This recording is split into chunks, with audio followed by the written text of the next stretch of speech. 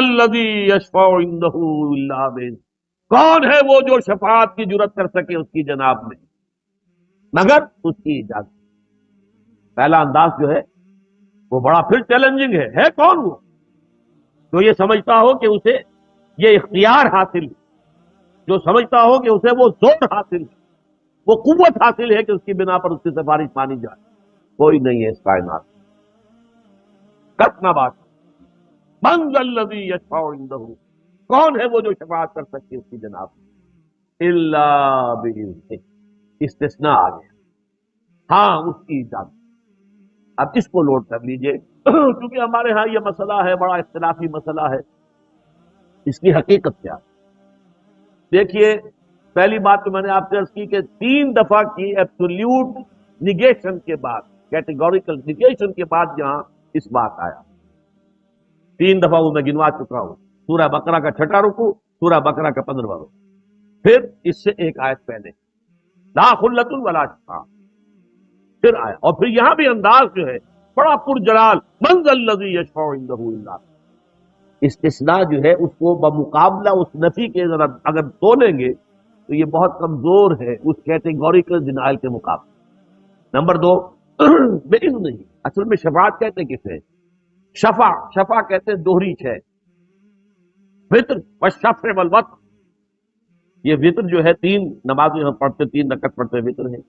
اور 2 پڑھتے ہیں، یہ شفع یہ ہے کہ کسی کی درخواست کے ساتھ آپ بھی اپنی درخواست شامل کر کے اسے دوہرا بنا دیں۔ کوئی شخص معافی مانگ رہا ہے اللہ سے، اے اللہ مجھے معاف فرما دے، اللہم اغفر لی، آپ بھی کہیں اے اللہ معاف فرما دے، اللہم اغفر لہو، یہ شفاعت۔ زندگی میں شفاعت ہوتی ہے، ہم کرتے ہیں، مردوں کے لیے کرتے ہیں، زندوں کے لیے کرتے ہیں۔ تو شفاعت اس معنی میں کہ دعا کی جائے، اے اللہ اس کو معاف کر دے۔ کوئی شخص اپنے لیے رحم مانگ رہا ہے، ہم بھی دعا کریں۔ البتہ دعا میں فرق ہوگا، کہیں کسی کے لیے نبی دعا کرے، جیسا کہ قرآن مجید میں آتا ہے کہ یہ منافق لوگ اگر جب ان سے خطا ہو گئی تھی، اگر یہ حاضر ہوتے حضور کی خدمت میں اور وہ خود بھی اللہ سے استغفار کرتے، واستغفر لهم الرسول، اور رسول بھی استغفار کرتے، تو اللہ وجد اللہ توابا رحیما، تو وہ پاتے کہ اللہ تو توبہ کو قبول فرمانے والا اور رحم فرمانے والا۔ تو گویا کہ زندگی میں بھی حضور شفاعت فرماتے تھے کہ اللہ تیرا یہ بندہ اپنی خطا مان رہا ہے، اے اللہ تم سے معاف فرما دے۔ بس اوقات ایسا ہوتا تھا میں نے معاف کر دیا، اے اللہ تو بھی معاف کر، کیونکہ جو خطا ہوتی تھی ظاہر بات ہے وہ کسی دین کے معاملے میں ہوتی تھی، اور حضور چونکہ اس وقت کی جو جد و جہد ہو رہی تھی اس کے قائد تھے،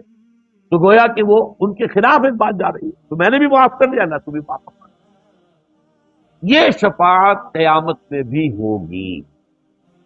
البتہ 2 اذن اس کے ساتھ شامل ہیں۔ جو شفاعت کرے اسے اجازت ملے کہ ہاں تم شفاعت کر سکتے، جس کے لیے سفارش کی جا رہی ہو اس کے لیے بھی ایکسپریس پرمیشن ملے، اس کے لیے کر سکتے۔ یہ 2 طرفہ اذن، مختلف مقامات پر قرآن مجید کے اگر آپ کا جائزہ لیں گے تو ایک اذن نہیں ہے، اللہ کا اذن اس بندے کو کہ تم سفارش کر سکتے ہو، اس بندے کے، یہ دونوں چیزیں اذن میں شامل ہیں۔ اب سوال پیدا ہوتا ہے جب ہم ساری باتوں کی کوئی عقلی توجیہ بھی کرنے کی کوشش کرتے ہیں کہ پھر شفاعت کا فائدہ کیا ہے؟ پہلی بات تو یہ سب مانتے ہیں، جو بریلوی مکتب فکر کے لوگ ہیں وہ بھی مانتے ہیں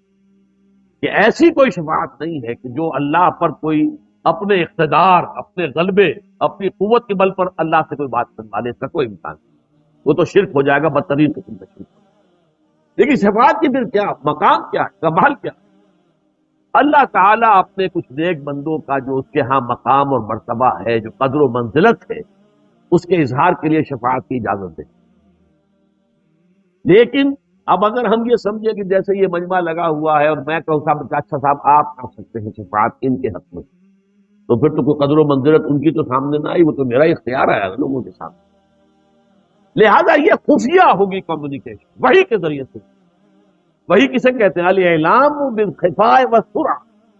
ہوگی اندر، لیکن یہ کہ لوگوں کے سامنے یہی آئے گا کہ انہوں نے ان کے حق میں سفارش کی ہے، اللہ نے منظور کر لی ہے، ان کا اللہ کے ہاں مقام ہے، رتبہ ہے، ان کا پایا ہے، ان کی قدر و منزلت۔ اس طریقے سے ان بندوں کی قدر و منزلت کا اظہار ہو جائے گا پبلک کے سامنے علی رؤوس الاشہاد، بس اس میں یہ باریک فرق جو ذہن میں آ جائے تو ساری گتھی کھل جاتی ہے، حل ہو جاتی ہے کہ اس میں یہی ہے کہ یہ اجازت جو ہے یہ اعلانیہ نہیں ہوگی، یہ اجازت مخفی ہوگی کہ الاعلام بالسرعت والخفاء، اور اس کے ذریعے سے اللہ تعالیٰ جو ہے، لیکن آپ کے لیے یہ عقیدہ رکھنا لازم ہے کہ کوئی شفاعت نہیں کر سکے گا وہاں بغیر اللہ کی مرضی کے، اور کسی کے حق میں شفاعت نہیں کی جا سکے گی جس کے لیے اللہ کی مرضی نہ ہو۔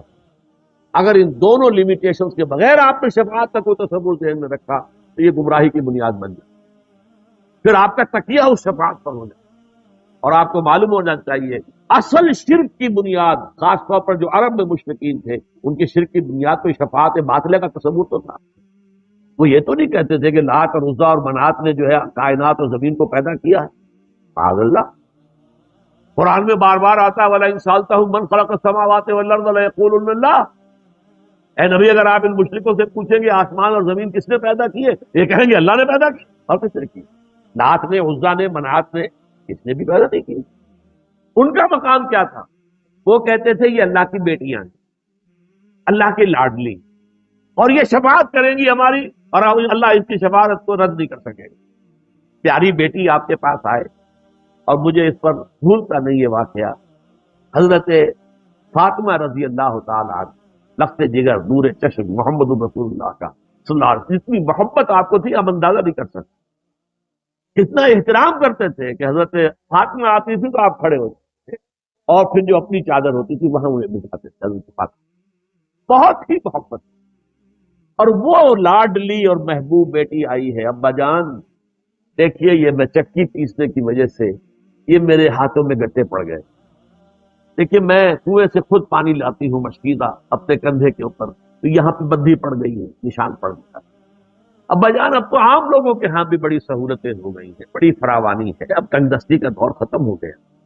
غزوہ خیبر کے بعد ایک دم بڑی خوشحالی آ گئی۔ تو ابا جان مجھے بھی کوئی غلام، کوئی کنیز عطا کر دیجیے تاکہ مجھے میرے کام میں کوئی ہاتھ بٹائے، اور کوئی دولت نہیں مانگی تھی، ایک معاون، ہیلپر۔ فرمایا نہیں بیٹی یہ چیزیں ہمارے لیے نہیں، میں تصور نہیں کر سکتا کیا بیتی ہوگی حضور کے قلب پر۔ فاطمہ درخواست کرتی ہے، اور کس انداز میں درخواست کر رہی ہے، اپنے ہاتھوں کے گٹے دکھا کر اور اپنے کندھے کی بندیاں دکھا کر کر رہی ہے، لیکن وہ اختیاری فقط، یہ چیزیں ہمارے لیے نہیں۔ میں تمہیں اس سے بھی زیادہ قیمتی شے دیتا ہوں، تسبیح فاطمہ عنایت کی ہے کہ ہر نماز کے بعد 33 مرتبہ سبحان اللہ، 33 مرتبہ الحمدللہ، 33 یا 34 مرتبہ اللہ اکبر کہہ لیا کرو، یہ کہیں زیادہ ہے غلام سے اور کسی سے نہیں۔ تو بہرحال ان کے ہاں تصور یہ تھا